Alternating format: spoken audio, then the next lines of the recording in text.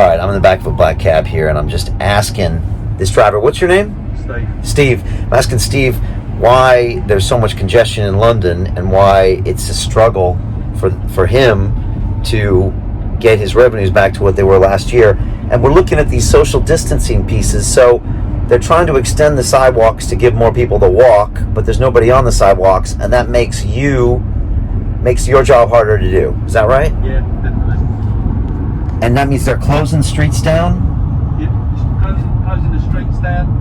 There's like at the flower pots as well, where they block the streets off in little areas that they're trying to make them like the COVID secure. They're putting flower pots in roads, so even if a fire engine had to get down that road down there, they've got to go on 1 mile round trip to come back out the other side. Right. So it's like someone had a policy idea, they went and did it, but they're not watching it or seeing if it's practical, and it's actually hurting business and hurting transport, which hurts the economy more. Wow. What would you do right now if you could just jump in the mayor's office and make some changes? How would you do it to get more Londoners back to work? They've got to come back to the offices. They've got to come back to the offices. And I've not seen one interview of the mayor of London asking people to come back to work. Yeah. He's just blaming it's always someone else's fault. He needs to entice people back to work. Yeah. To get the place going again. To get the cafes going. Exactly. That's all I see Sadiq doing. He always seems to complain about something that, Boris isn't doing. It's always someone else's fault. It's always someone else's fault. But where is he on the front line saying, hey, let's get London back to work. Let's encourage these businesses in the city to get workers back here. It always just seems he's, sanitizing his hands and telling you not to do something. It's frustrating, right? Yeah, definitely, yeah. All he wants to do is to go to cut a bit of ribbon somewhere. He don't want to be being the mayor. He's got to roll his sleeves up and get involved. Yeah. And do things, and he doesn't want to do that. Yeah, we need some leadership. And I mean, look, you have more business experience than he does. It's true, though.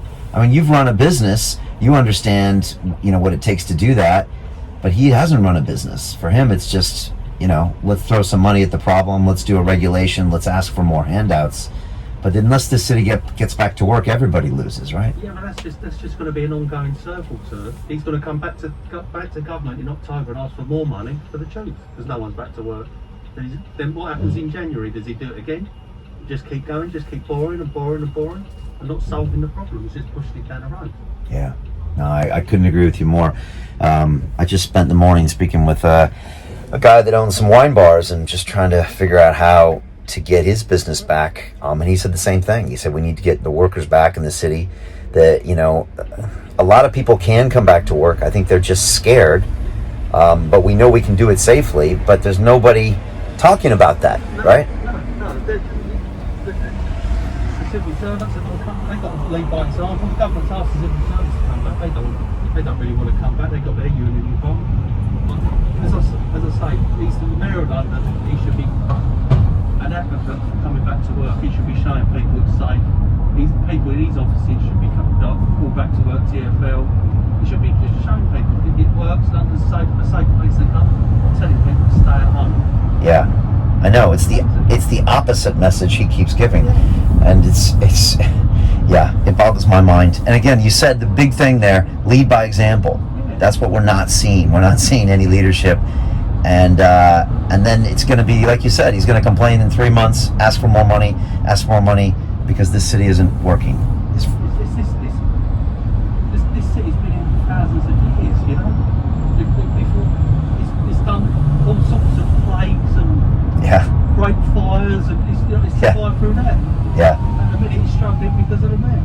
Yeah. It's just crazy now. It's a great point you just made. Made it through the Great Fire of 1666, made it through plagues in the 1300s. They made it through because it got back to work, right? And got on with it. Yeah, I couldn't agree with you more. No, I appreciate you. Thanks for the thoughts there. And thanks for doing what you do. I mean, I'm telling you, black cabbies, you guys see everything. You see everything, right? You can see who's out there, who's not there, who's spending, who's not spending. You guys always have your pulse on what's going on. So I appreciate your thoughts. No problem. All right.